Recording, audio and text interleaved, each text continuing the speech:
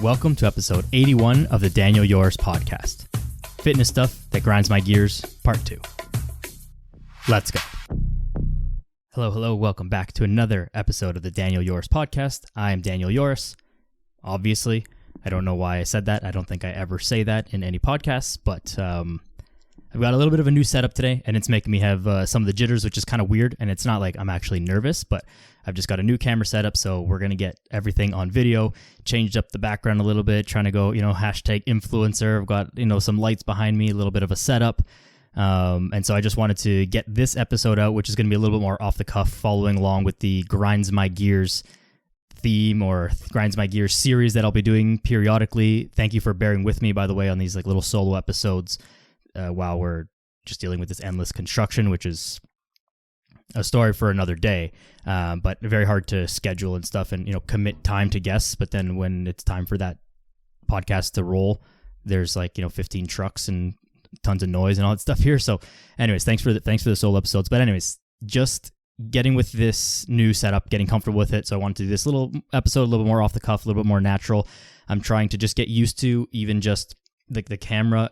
So this will be on video. This will be on YouTube. All the past episodes will be up on YouTube shortly. Today is August 17th. I'm going to try and get this one up ASAP, and then I'll put the rest of them up in backwards order, and then I'll re-upload this one just so that it's in proper order.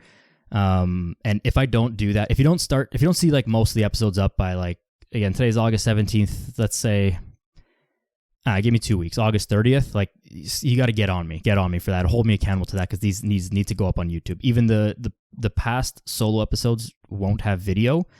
They'll just be audio, and I'll put it on top of the logo or whatever, but just for the sake of having them on YouTube. All the guest ones will have video, the Zoom recording, but these will now have better video with a better camera and just a little bit of better setup. All of that to say, I do think that I'm a very good fitness coach, a personal trainer, a strength coach. I think I'm very good at that. I don't say that in a cocky way. I say that in a confident way. I'm not amazing at being an influencer just yet. And it's important. And I use that word all the time. If you follow me on Instagram, you know that I use this hashtag influencer. And I think it's funny because the word influencer has become so bastardized, where it's this negative connotation of you just sell other people's products and skinny tea and detox this and a bunch of bullshit. But in reality, someone asked me, I want to be an influencer. The answer is yes. I just don't want to sell detox tea and all that stuff. I want to influence people's thoughts. I want to influence people's actions in a positive way. And that's what we're trying to do with all this. So part of that is getting the message out and competing with the video and with the way that the message is delivered and the way that the information is received. So that's part of it. And I've got to get better at that, just like we've all got to get better at our fitness and anything else in life. There's a graduation to all this, and I enjoy kind of explaining this and taking you along with me on this journey, if you will. I'm not someone who started off this podcast or started off with a pre-existing following or having had done something or having had tons of money from previous business venture or something like that, where I was able to start with all of the best stuff and a producer and a crew and, have a studio and all that stuff. We're still in the bedroom, we're making it happen. And so I like taking you along with this, just a little bit of the behind the scenes. Not to say that people who are able to start off like that, I'm jealous of it in a way that I wish I had that right now, but I will have that eventually. But there's nothing wrong with it. It's not they cheated. It's not cheating. This is just life. And so I'm trying to compete. And see, if you're watching the video, I keep fidgeting with the mic. I don't ever do this. And I hope that it doesn't come off too bad on the audio, because when I move the mic a lot, kind of it's weird. But there's just some of the things. Just trying to get a little bit more comfortable with this new camera setup. And away we go. So first off, if you have any tips, suggestions, feedback on any of these things and just making this better, please let me know. I'm always open to it. I don't claim or pretend to know everything. I learn as I go and test stuff and ask people and whatever. But if you have suggestions, please let me know.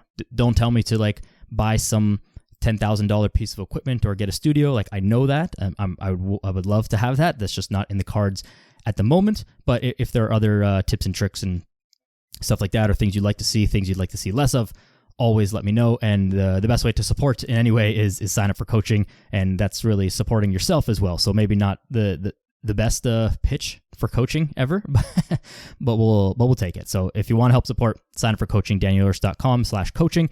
Link will be in the description and all that stuff.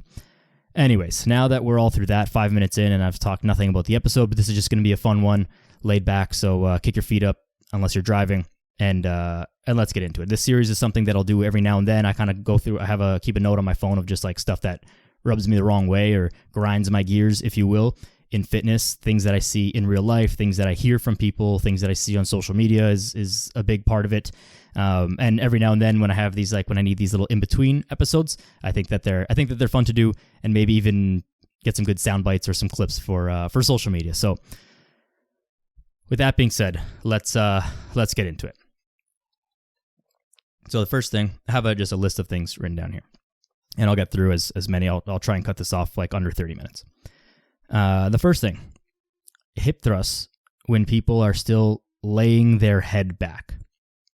Now, to paint this picture, imagine a hip thrust, feet on the floor, shoulders on the bench, and your head is laid back as if you're lying down to like take a nap with your chin pointed straight up in the air, neck fully extended backwards.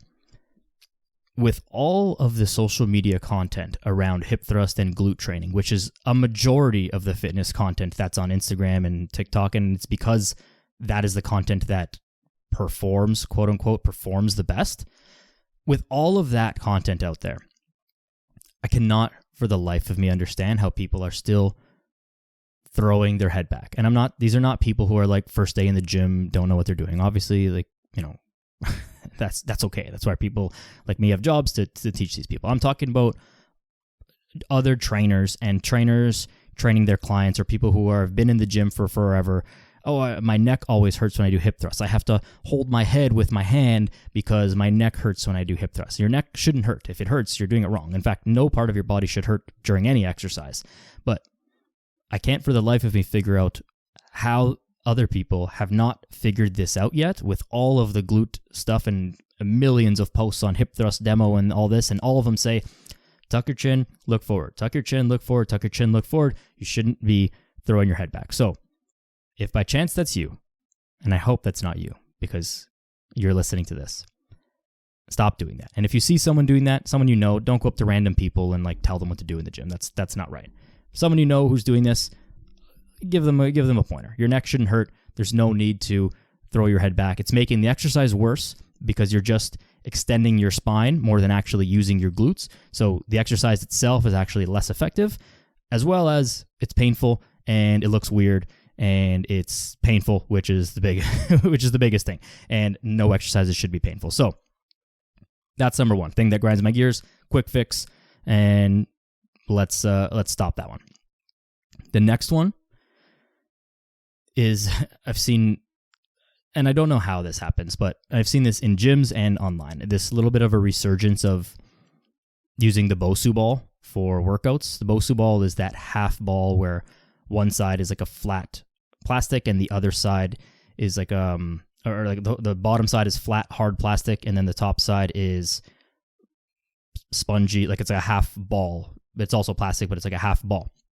And so you can step on it or, you know, do other stuff with it. It would make your balance off if the flat side is on the ground, then it would be like, you know, stable and like a little bit wobbly, but then people flip it the other way around so that it's super wobbly, and people are now doing squats and stuff, exercises on it again. And this was something that, you know, became popular, I don't know, maybe 10 years ago, where this like whole functional training thing came to be, and like, oh, train on unstable surfaces. And we've since realized that like that's complete nonsense, and it's a little bit silly. It's more likely to injure yourself doing that than provide any additional benefit, even if you're an athlete or you're pretending to be an athlete or training like an athlete, whatever that means to someone. It's not helping, and it's silly. And again, the thing that really grinds my gears about this is seeing trainers do this.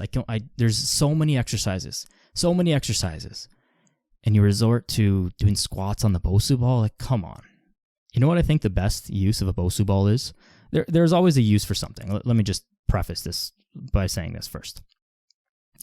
Everything has a use, even burpees. Everything has a purpose. But something like the Bosu Ball, I was thinking about this before I recorded this. I think the best use of a Bosu Ball is collecting dust. I don't think that there's a whole lot of things. If you want to stretch over it, maybe with the flat side down, maybe that, but otherwise, it's really just good for collecting dust. It's not something that really needs to be around. You can use it as like a stopper, like not its intended use, but I mean, doing exercise on it, like no more squats on the Bosu Ball. Let's get past that. There's millions of other exercises, and especially if you're a trainer and you can't figure something out, that's better than having your client squat on the Bosu Ball, especially if that person can't even really squat well. Maybe you should, whatever. You figure the rest of that sentence out, but we'll come back to that. Number 3 on the list, this is more of a big one. This whole optimal training movement. So on social media, you may or may not have seen, there's a lot of people now who talk about these optimal training. And by optimal training, they mean specific exercises that target specific muscles or even specific divisions of muscles. Now, this is I'm not calling anyone out. I'm calling out the thought process behind it. So while I think that all that stuff is super valid and is very interesting for a nerd like me for this stuff to think, okay, how can I get a little bit more of this part of this muscle by changing the angle, by changing the setup, blah, blah, blah, all these things. It's interesting. For most people, though, and by most people, I mean 99% of people, none of that stuff matters. You're going to change your whole training to do only 5 to 7 reps of a iliac lat pull down, leaving 1 RIR, and like we don't even know how to move our shoulder properly. There's so many things that need to happen before you get up to that point where it's like, okay, I need to do this optimal training stuff. Of course it matters. Don't do dumb exercises. But optimal training doesn't mean having the optimal angle and the optimal grip and the optimal this and the perfect number of reps and the perfect number of reps in reserve and the perfect exertion and the perfect amount of rest and all this stuff. That's impossible. Unless your job is literally, unless you're a bodybuilder, that stuff almost doesn't matter. It has a place. That place is not for most people. And the thing that I think is upsetting about this is it's getting too far ahead for most people. Someone scrolling and will see a post about, oh, this is the optimal way to train glutes. This is a big common one. It's usually glutes and back training and chest training to a degree. This is the optimal way to train glutes. And so the way that the message is sent is that the other stuff is garbage. And that's the problem with it. One thing that I've come to realize over the past couple days, actually, and someone said it, and I was like, oh, that's what it is. And it's one of these things that we all kind of, we might know this, and it might sound obvious when it's said, but until it's said, you don't really realize it, is that a lot of the messaging, and this is in fitness and across the board, in any industry, whatever, a lot of the messaging that goes viral or that gets out there is stuff that lacks nuance. So, excuse me. So when something is said that is lacking nuance, that would be something like, never do squats, period. No further explanation. That will get a lot of attention. Or only do squats, period. No further context. That would get a lot of attention because it's leaving so much up to question. Well, what about this? What about that? What about that? So when there's a post that says, this is the optimal way to train glutes, period. And that's how they are. Or it's like, this is the optimal way to train glutes, and there's no description about other ways to train glutes or other things that matter, like your diet, like the way you train, like the way your hips move, like the way your knee moves, like the way your back is supported, blah, blah, blah. All of these things also matter, but the post ends at, this is what you should do, period. And that's why it gets attention, and that's why it's attention grabbing, because it's easy. It doesn't make us think. It doesn't force you to think about, how does that apply to me? It just says, Joe Blow said, do this. Okay, well, if he said so or she said so, then great. Another thing that comes along with this is the appeal to authority fallacy, where it's like, well, and it's not even a trainer, it's like someone who's so far above. I see so many people say stuff like, well, C-Bum said do this. C-Bum, Chris Bumstead, Mr. Olympia, blah, blah, blah, if you don't know who that is. Well, C-Bum said to do it like this.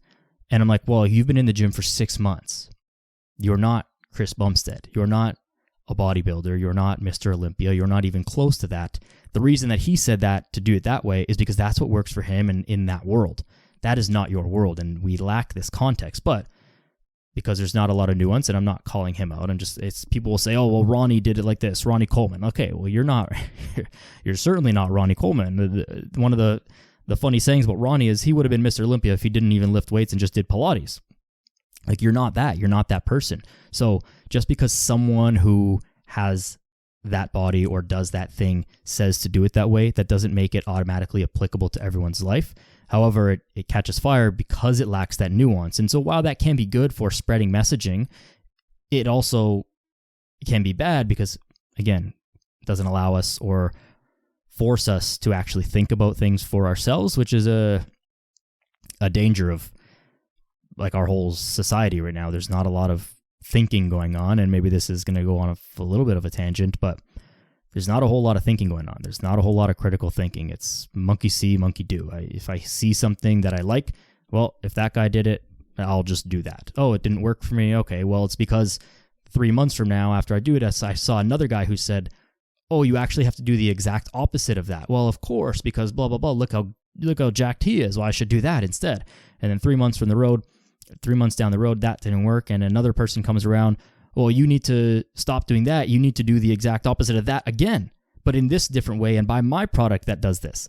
And this is the part that, this is the troubling part. It doesn't force people to think. It just promotes following. And I think a lack of thinking is the biggest thing. And this is how we get into these battles about, this happens all the time in nutrition. Only eat meat, only eat vegetables, only do this, only do that. And it's like, well, if that worked, if these things that it's like only do this or always do this or never do that, if those things worked, everybody would do it. And by everybody, I don't mean everybody in the fitness industry or everybody in your circle of friends. I mean 99% of the human population would do that. If these things worked that universally, then every single person would do it. But they don't, and that's why everyone doesn't do it, but it's said to be that way, and then people get in arguments about like protecting their team of nutrition or fitness or exercise selection or whatever. There's a whole bunch of people never do squats, only do squats, like, squats are not optimal. Like, well, optimal for what? Like, maybe if you're being a bodybuilder, you don't need to barbell back squat, which you don't. No one needs to do anything, but no one needs to do anything in the gym, but no one needs to do anything, period. So this is where the thing gets weird. So don't get caught in this trap of this optimal training. I've had many questions over the last few months about like, oh, should I do this or this? And it's like, it doesn't really matter. You should probably do both, but it also depends on all of these factors. It's hard to say like what you should do just based on a text. Like, oh, well, this post said I should do this. Well, yeah, maybe for that guy or that girl. Anyways, the point of this, the take-home message is always think about what it is that you're seeing and think about how that actually applies to your own life in the context of that silo of thing of exercise only and with all of the other things. If you're staying up late researching how many degrees of shoulder flexion you should have to optimally hit your lats, but you sleep 4 hours a night, doesn't fucking matter what you do with your lats. You're never going to grow if you're only sleeping 4 hours a night and eating 800 calories a day.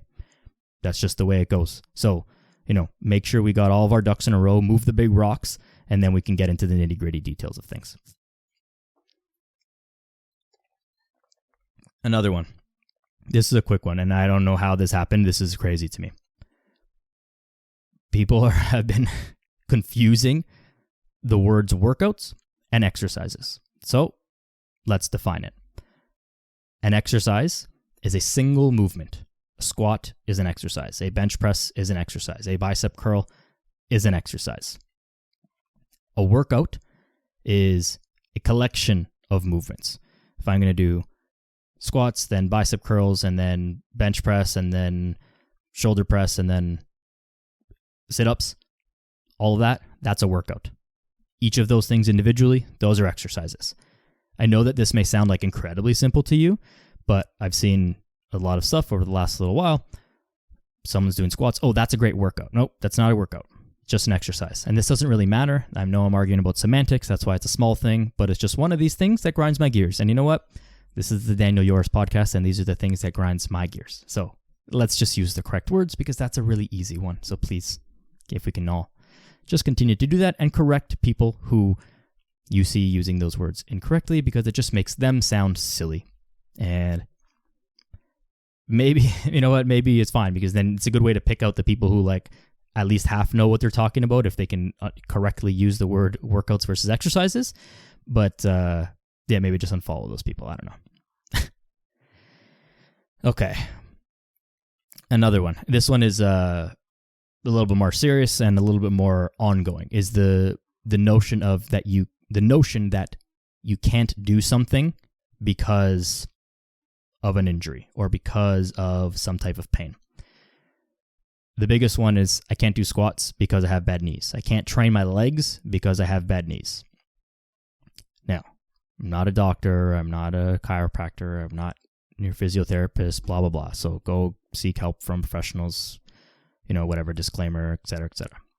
But if you just ignore the bad movement that you have or the lack of movement that you have, that is a surefire way to never fix it. And any good therapist would agree with that.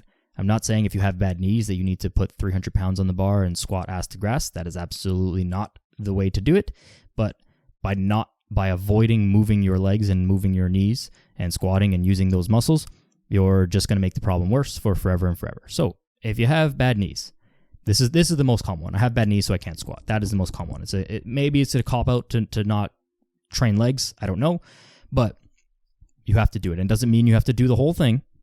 By a whole thing, I mean heavy, deep squats, but there is something you can do. Maybe it's box squats. Maybe it's split squats with a very high front foot elevation. So you get your foot up. Typically we do it on like a 45-pound plate or 2 to 4 inches off the ground, something like that. But get it up on a box, 16 inches off the ground. Like start moving your knee.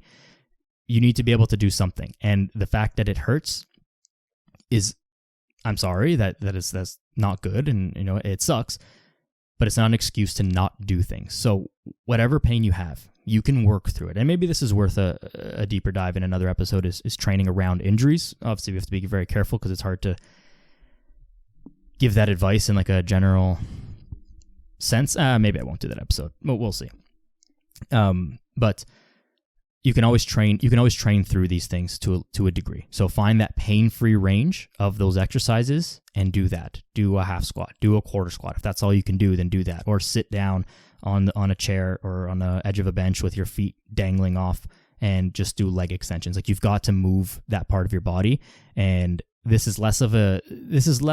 see this less as an excuse of like someone who's trying to avoid leg day. Like that's not really what happens, but it's more of like avoiding exercises and then continuing to complain about that while not doing anything about it. It's like, well, if my knee hurts, well, I should do something about that knee. Just not using my knee is not the way to fix it, and it hasn't been working, so why would it continue to work? And in fact, you can't just not use your knee unless you just want to go and be in a wheelchair, and if you want that, then by all means, do that. But I highly, highly doubt that that's what anyone wants.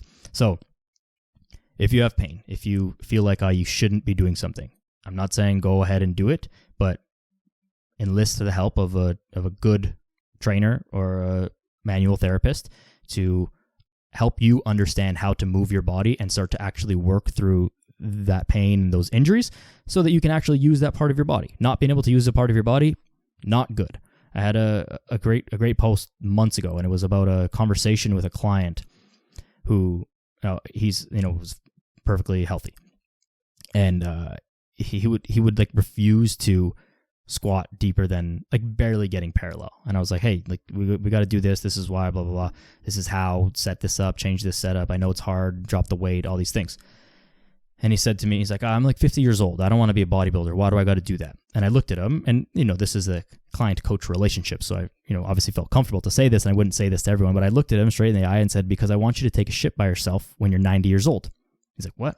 I said, well, look how far down the toilet is. If you can only squat to here now, which is higher than the toilet, you're not going to get more limber as you get age. So what's going to happen in 40 years when you're 90 years old? You're not going to be able to reach the toilet. And as silly as that sounds, that's real life. So use your body to the fullest extent that you can when you can, so that when things degrade as we age, and not that degradation is like a normal part of aging, but things will slow down, then you can continue to live your life and take a shit by yourself, because that's a pretty important thing to do. I don't know anyone who would willingly want to need help with that. If you need help with that, then you need help with that, and that's unfortunate. But you don't want to get there. So do the things that you can to be able to live freely and physically independent for as long as you can. Being able to work through your injuries and actually heal your injuries is a big part of that, because it's not getting better on its own. Now, the last thing. Let's see, which one of these am I going to talk about? Okay, this will be the last one, because I'll make this one quick and I'll save the other ones for a different episode. Is people who are constantly going off about what supplements they might need, and also blaming or accusing other people of taking steroids. Now, just because you take steroids, let's go on that angle for a little bit. Someone has a little bit of a better physique than you, pretty impressive physique, and you automatically blame, oh, well, he or she did that because he or she uses drugs. Maybe they do, but that's not why they have that impressive physique. If you could just sit on the couch and take a whole bunch of steroids and be like super lean and super big, then yes, in that case, it's a huge cop-out, but that's not how it works. Those people who have those incredibly impressive physiques still work their ass off, and the drugs help them, of course. They would be slightly less impressive if they didn't use the drugs, but they would still be incredibly impressive. So this is like one of those, it can't be me, it must be another thing to blame it on. It's not that this person works harder than me or that this person knows something that I don't. It's that this person is cheating. And this is like a weird, human psychology thing where we don't like to just put the onus on ourselves. Like, maybe I just gotta learn a little bit more and work a little bit harder. So this constant blaming on steroids. Now the supplement thing is the same thing. Well, what supplements do I need? What supplements do I need to try and get a leg up? Because what we're really avoiding with that is the same thing. It's doing the hard work. If you're constantly after, what supplements do I need? Should I take this one? Should I take that one? I want to go to Popeyes or GNC and ask the guy or girl working there. That's not it. Like, you look at the other stuff you're doing. Supplements certainly work, and I'm a fan of a lot of them. I'm not here to shit on supplements. I'm here to shit on the attitude that you're looking for supplements to offset your lack of willingness to work hard and educate yourself and do all of the other things that need to be done to get where you want to get to. That's something that this will always come up and will always forever grind my gears. But it's just something that I think with the end of summer coming up now, and I can't believe I'm saying that. Wow, end of summer. It's one flew by.